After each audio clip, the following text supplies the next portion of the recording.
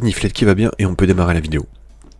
Bonjour et bienvenue dans cet épisode 2 de la création de la Bat Team. Alors bien évidemment, si vous commencez ou arrivez par cette vidéo, je ne peux que vous inviter à voir l'épisode 1. J'explique l'origine et l'idée de la création de la Bat Team. J'explique d'ailleurs la création de 3 personnages en les détaillant, ce qu'ils font et à quoi ils vont servir. Bref, l'épisode est dispo ici en fiche, là maintenant, ou dans la description. Et comme je sais que vous, qu'en tant que bonne personne, vous regardez à chaque fois les descriptions qu'on peut écrire, voilà, donc n'hésitez pas. Ici on passe à la création de 4 personnages, il en reste encore quelques-uns à montrer et à créer, et ça sera dans une prochaine vidéo. Vis-à-vis de ces personnages et l'utilisation de la Bat Team, c'est pas encore bien défini, donc pour l'instant je planche sur la création d'un monde crédible, le dessin de cartes, de lieux, je sais pas encore dans quels médias elles pourront être diffusées, mais je sais qu'ils seront accessibles.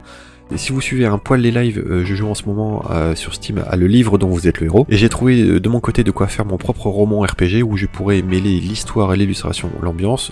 Dans tous les cas, je ne peux que vous inviter à ne pas louper les épisodes suivants et à vous abonner à la chaîne Twitch, histoire de rien louper sur mes travaux en cours, les illustrations et projets que je montre à chaque live, et bien évidemment à vous abonner à la chaîne YouTube, parce que c'est le cœur même de mon travail, là où tout se passe. Je fais comme ici un condensé de ce qui se passe en live, en ajoutant des news et autres informations, donc on n'hésite pas à pousser le bouton s'abonner, ça ne peut que m'aider à mettre en avant le travail que je fais, et pouvoir d'ailleurs vous proposer d'autres contenus comme des tutos, des exercices, et tout ce qui peut graviter autour du dessin et la création. Je vais vous montrer avec un poil de mise en scène ici la création de 4 personnages, le paresseux, le blaireau, la chauve-souris et le renard.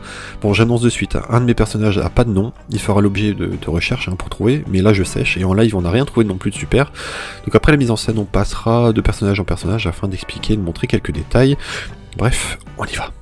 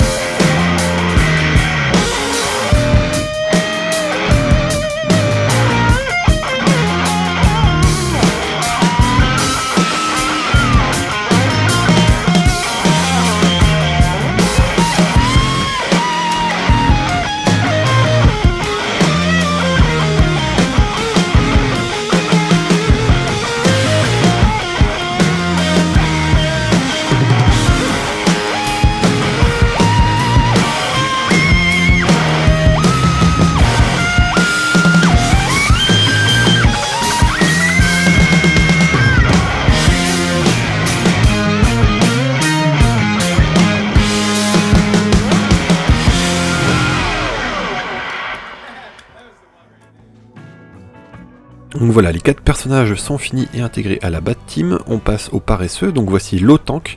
Alors le nom est encore une création de ma femme, tout simplement Lot pour paresseux en anglais et Tank pour tank.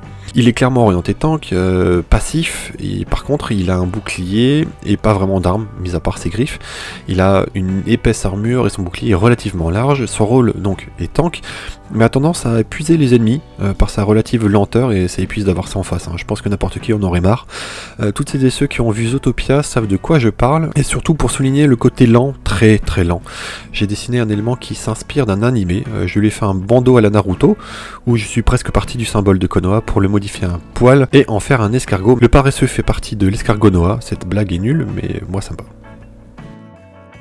Ensuite on a la chauve-souris. Au début je savais pas trop comment l'aborder, ce personnage allait être pour moi un défi, mais en fait pas tant que ça. Je me suis basé sur un peu de Warhammer, les références de quelques films sur les thèmes de vampires.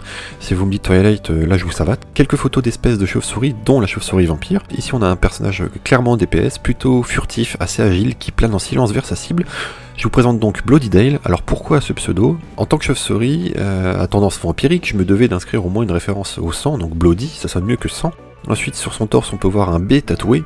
Si vous êtes né dans les années 90, ou même un peu plus loin dans le temps, vous avez peut-être connu ou reconnu ce B. C'est le B de Buffy, Buffy contre les vampires. Je trouvais amusant qu'une chauve-souris vampire se fasse tatouer le B, une chasseuse de vampires, un peu à la mode groupie. Et enfin, le Dale de Bloody Dale vient tout aussi de Buffy contre les vampires, c'est Sunnydale, qui était la ville fictive où se déroule la série, donc j'ai juste pris le Dale pour ajouter ça à Bloody. C'est, je crois, de tous les personnages de la Bat-Team, le personnage qui a le plus de références à une série ou un film ou toute autre chose. Qu'on passe au blaireau. Ce personnage, je voulais en faire un DPS corps à corps avec des griffes un peu à la Wolverine.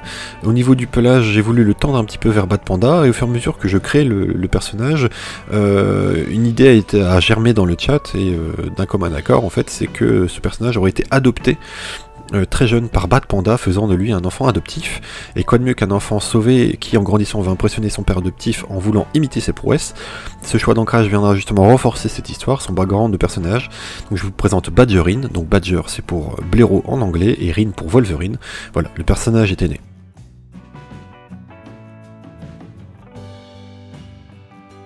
Enfin, et pour cet épisode, on s'arrêtera sur le renard. Ici, comme je vous l'ai annoncé en début de vidéo, pas de nom, ça reste à trouver, mais je vais quand même vous expliquer les inspirations et à quoi il va servir dans le récit à venir. Alors ici, si vous avez reconnu, et si vous êtes un adepte des Disney, ou vous êtes un poil vieux, ou les deux, vous avez dû reconnaître l'inspiration. Je me suis tout simplement inspiré du personnage de Robin des Bois de Disney, sorti fraîchement en 1973. J'ai repris le côté élancé du personnage ainsi que ses habits. Au niveau de ses aptitudes, il sera bon. Donc là, ici, dans la Bat-Team, pas d'entourloupe, c'est juste qu'il sera lourd. Il fera des allusions au monde de Disney que les gens de la Bat-Team ne comprendront pas. Il est adroit à l'arc, précis, ne manque jamais sa cible. C'est un peu le Legolas qui squatterait un peu trop le PMU du coin. C'est d'ailleurs le seul personnage à distance non magique, contrairement à Carmille ou Corgeville qui eux sont des DPS ou des healers, donc des gens magiques à distance. Donc voilà pour la présentation de ces 4 personnages. Dans de prochaines vidéos, je vous parlerai de la création de tous les derniers personnages, dont un inattendu. Pour ne rien manquer à la création et voir tout ce bordel en direct, je peux encore une fois que vous solliciter à me rejoindre sur Twitch.